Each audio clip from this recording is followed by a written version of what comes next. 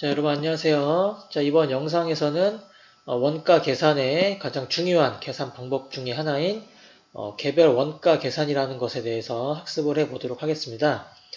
일단 우리가 지난 영상에서까지 제조 간접비 실제 배부하는 것, 그리고 예정 배부하는 방법에 대해서 학습을 했었는데 결국에 제조 간접비를 배부하는 것도 개별 원가 계산이랑 관련이 있습니다. 그래서 지난 영상에서 학습했던 내용들과 이번 영상에서 배우게 될 개별 원가 계산에서는 제조 간접비 배부를 또 어떻게 응용을 해야 하는지 문제풀이하는 방식에 대해서 학습을 진행해 보도록 하겠습니다.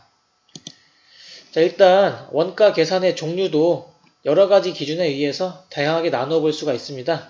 지금 보시는 바와 같이 원가 계산 시기로 우리가 원가 계산을 분류한다고 하면은 실제 원가 계산이라는 것, 그리고 정상 원가 계산이라는 것, 표준 원가 계산이라는 것, 이렇게 분류할 수가 있는데, 일단 우리가 실제 원가 계산은 이미 학습을 했었죠. 제조 간접비를 실제 발생한 금액으로 배부한다. 그래서 정확한 원가 계산이 가능하지만 원가 계산의 시점이 늦어지기 때문에 그러한 정보의 적시성에 대한 문제가 있었던 방법이 실제 원가 계산이었고요. 정상 원가 계산 또는 예정 원가 계산이라고 했었죠. 자, 이러한 정상 원가 계산은 제조 간접비를 월 초에 또는 기초에 예상해서 예정 배부율을 만들어서 뭐 실제 직접 대료비라든가 실제 직접 노후비가 발생할 때마다 제조 간접비만 예상 금액으로 배부해지는 방법이 정상 원가 계산이었습니다. 그래서 뭐 실제 원가 계산, 정상 원가 계산, 그리고 표준 원가 계산 뭐 이러한 것들이 원가 계산 시기에 따른 원가 계산의 종류라고 볼 수가 있고요. 자, 지금 우리가 또 2번을 자세히 봐야겠죠. 생산 형태에 따라서 개별 원가 계산이라는 것과 종합 원가 계산이라는 것으로 나눠볼 수가 있습니다. 그래서 이번 영상에서는 개별 원가 계산, 그리고 다음 영상에서는 종합 원가 계산에 대해서 학습을 하게 될 건데, 이 두 가지 원가 계산 방식이 우리 원가 회계에서 나오는 문제 중에서 거의 대부분을 차지합니다. 그래서 우리 생산 형태에 따른 원가 계산의 종류, 개별 원가 계산이라는 것과 종합 원가 계산이라는 것, 요것 좀 잘 기억해 놓으시고요. 이 두 가지 방법에 대해서는 천천히 학습을 해 보도록 하겠습니다. 자, 그리고 원가 계산 범위에 따라서 전부 원가 계산이라는 것과 변동 원가 계산이라는 것이 있는데, 뭐 전부 원가 계산이라는 것은 뭐 고정비 그리고 변동비 모두 다 원가에 포함시켜서 원가 계산을 하는 것을 전부 원가 계산이라고 하는데, 변동 원가 계산 같은 경우에는 변동비만 원가에 포함시켜서 계산을 하고 고정비는 원가가 아니라 즉시 비용 처리하는 그런 원가 계산의 방법 중에 하나인데, 자, 여기 나와 있는 표준 원가 계산, 전부 원가 계산, 변동 원가 계산 같은 경우에는 일단 저희가 회계 실무 시간에 학습해야 될 수준을 조금 넘어서는 것이기 때문에 지금 영상에선 다루지 않고 나중에 기회가 되면은 다뤄보도록 하겠습니다. 그래서 일단 이번 영상에서는 개별 원가 계산에 대해서 중점적으로 학습을 해보는 시간을 가져보도록 하겠습니다. 자, 먼저 개별 원가 계산의 정의와 그리고 특징들에 대해서 먼저 학습을 해보도록 하겠습니다.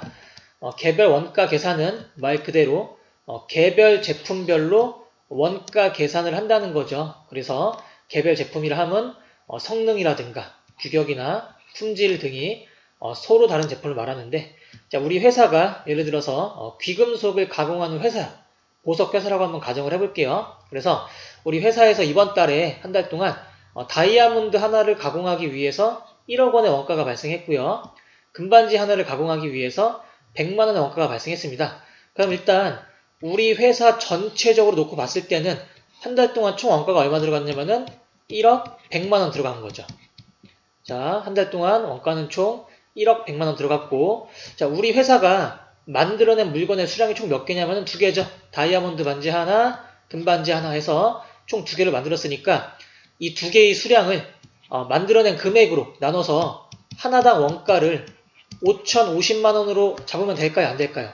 당연히 안 되겠죠. 자, 이거는 금반지라는 것과 다이아몬드 반지라는 거는 애초에부터 성능이라든가 품질이 완전히 다른 물건이죠. 그러니까 원가 계산을 따로따로 진행을 해야 하는데 이거를 합해가지고 나누기 2 해버리는 건 말이 안 된다는 거죠. 그래서 이러한 물건 또는 이러한 업종에서 적용하는 원가 계산 방식이 개별 원가 계산입니다. 어떻게 개별 원가 계산에 대해서 조금 더 이해가 되셨는지 모르겠는데, 자, 그렇다면은 이러한 개별 원가 계산을 적용하는 제품에는 어떠한 것들이 있는지 한번 보도록 하겠습니다. 자, 주문에 의해서 물건을 제작한다. 자, 우리가 고가의 물건 같은 경우에는 만들어 놓고 파는 게 아니라 어떠한 손님들이 주문을 한 경우에 그때부터 제작이 들어가는 경우가 있습니다. 그래서 그렇게 주문에 의한 제작을 하는 물건들 같은 경우에는 개별 원가 계산, 왜냐면은 거의 고가의 물건이라고 볼 수가 있으니까. 우리가 슈퍼에서 흔히 사 먹는 아이스크림이나 과자 같은 거, 이걸 우리가 주문 제작을 할까요? 안 하겠죠. 이런 거 같은 경우에는 만들어 놓으면 팔리니까 그냥 만드는데 우리 고가의 귀금속이라든가 아니면은 건물이라든가 배나 항공기 이런 거 같은 경우에는 주문에 의해서 제작을 하고, 그런 주문 제작에 의한 물건은 그렇게 하나하나의 물건마다 원가 계산이 따로따로 진행이 돼야 된다. 그래서 개별 원가 계산이 적용될 거다. 그런 식으로 이해를 해주시면 되겠습니다. 그래서 이러한 물건은 보통 다품종 소량 생산하는 업종에서 적용을 하겠죠. 우리 이 다품종 소량 생산의 반대가 뭐냐면은 소품종 대량 생산이죠. 자, 소품종 대량 생산 같은 경우에는 아까 전에 선생님이 방금 예시를 들었던 아이스크림이라든가 과자 같은 것들이 있는데, 이러한 것들은 우리가 주문에 의해 생산하는 게 아니라 만들어 놓으면 그냥 파는 거죠. 그러니까 아주 그냥 대량으로 생산해 놓습니다. 그러면은 이렇게 대량 생산으로 만들어낸 물건 같은 경우에는 원가 계산을 하나하나로 할까요? 아니면 처음에 말씀드렸던 것처럼 전체 들어간 금액을 만들어낸 수량으로 나눠버릴까요? 자, 이렇게 하겠죠. 그래서 이러한 것들 같은 경우에는 개별 원가 계산에 적용할 수가 없습니다. 자, 우리가 다음 영상에서 학습하게 될 건데, 이런 것들은 우리가 종합 원가 계산이라는 것을 적용을 할 건데, 일단 이런 것들 말고 우리가 품종은 다양하지만 아주 소량으로 생산하는 물건들, 이런 것들 같은 경우에는 개별 원가 계산을 적용해서 원가 계산을 한다는 거 기억을 해 주셨으면 좋겠습니다.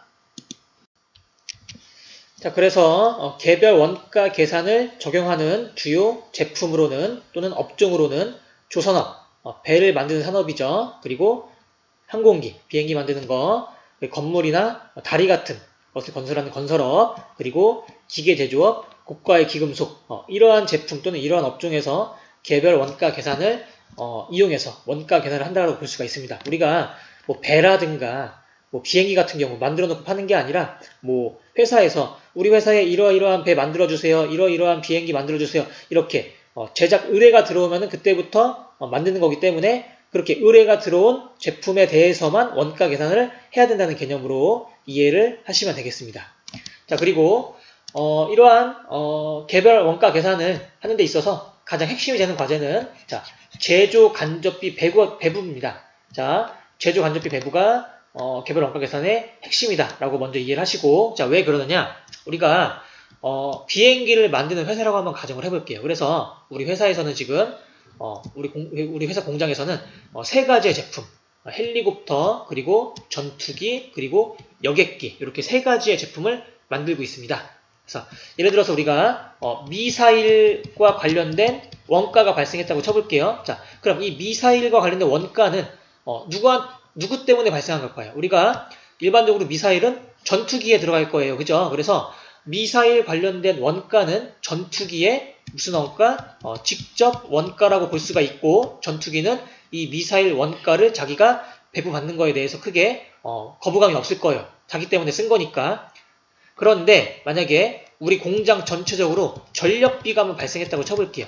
자, 이 전력비 같은 경우에는 꼭 전투기 때문만이 아니라 여객기를 위해서도 발생을 했고, 자, 헬기를 위해서도 발생을 했습니다. 그러면은 이러한 전력비 같은 거 우리가 공통적으로 소비된 거니까 뭐라고 했냐면은 제조 간접비라고 했죠. 그리고 이러한 제조 간접비 같은 경우에는 적절한 기준에 의해서 배부를 해야 하는데, 헬리콥터라든가 전투기라든가 여객기 같은 경우 전부 다 제조 간접비를 많이 배부받길 원할까요? 적게 배부받길 원할까요? 당연히 적게 배부받길 원할 겁니다. 왜? 자기의 원가가 커질수록 자기의 물건이 더 안 팔릴 수도 있고, 아니면은 비싸게 팔면은 그만큼 이익이 낮아지니까 사업부 평가받는 데 있어서 조금 안 좋은 영향을 받을 수 있으니까 그래서 제조 간접비를 배부받는 걸 상당히 부담스러워할 수도 있습니다. 그래서 모두가 납득하고 모두가 인정할 만한 제조 간접비를 배부해 주는 것이 우리 개별 원가 계산에서는 핵심 과제라고 볼 수가 있습니다.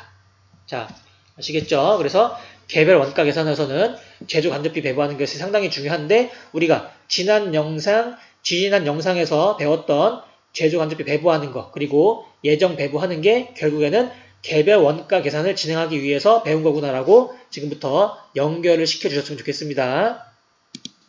자, 개별 원가 계산의 그 다음 특징으로는 개별 작업별로 원가를 집계한다는 거죠. 개별 원가 계산이니까 당연히 개별 작업별로 원가를 집계하는데 이때 이용하는 표가 작업 원가표라는 겁니다. 자, 우리 작업 원가표 우리가 지난 영상 제조 간접비 예정 배부할 때 잠깐 봤었는데 자, 지금 이제 구체적으로 설명해 드릴게요. 이러한 작업 원가표는 개별 원가 계산에서만 사용이 되는 이런 양식입니다.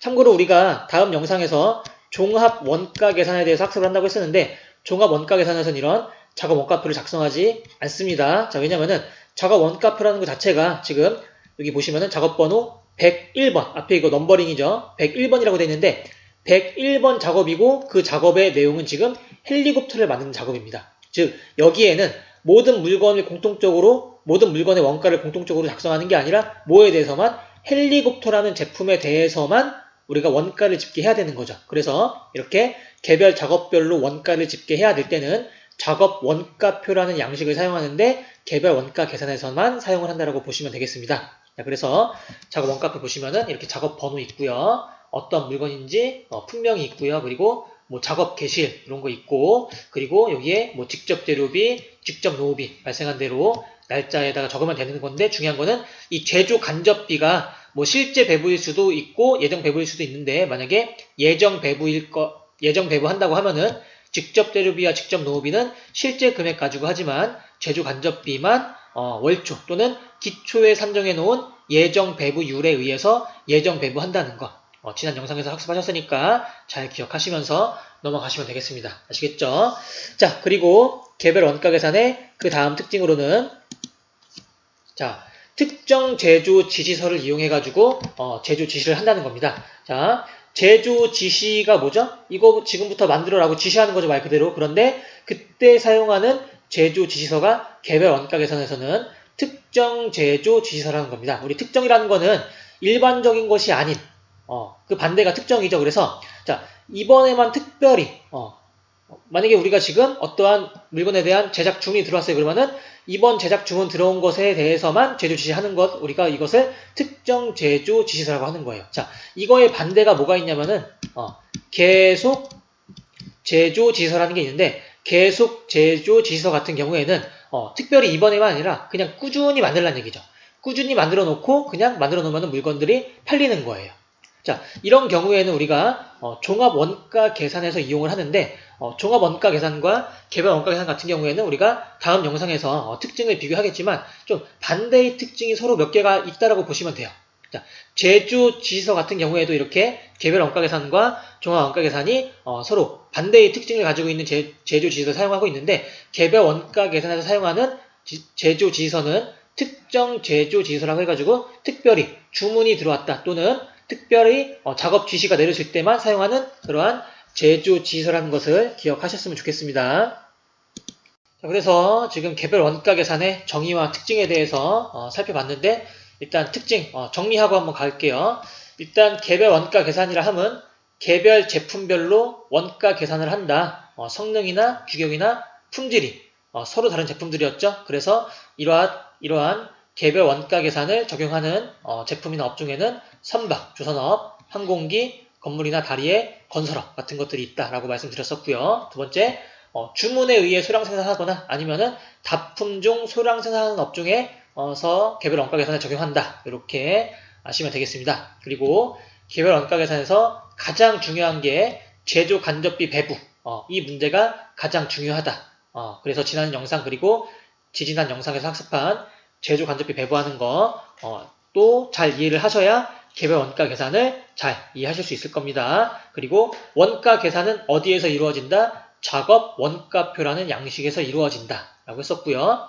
자, 개별 원가 계산에서 이용하는 제조지시서는 계속 제조지시서가 아니라 특정 제조지시서다 라고 했었고요. 그리고 개별 원가 계산의 특징, 장점으로는 제품별로 정확한 원가 계산이 가능하겠죠. 왜? 개별 제품별로 원가 계산을 하니까 틀릴 일이 없겠죠. 그래서 정확한 원가 계산이 가능하지만 문제는 제품마다 원가 계산을 따로따로 하니까 원가 계산에 소요되는 비용이 어떻다? 높다. 이러한 단점이 있는 것이 개별 원가 계산의 특징이라고 볼 수가 있겠습니다.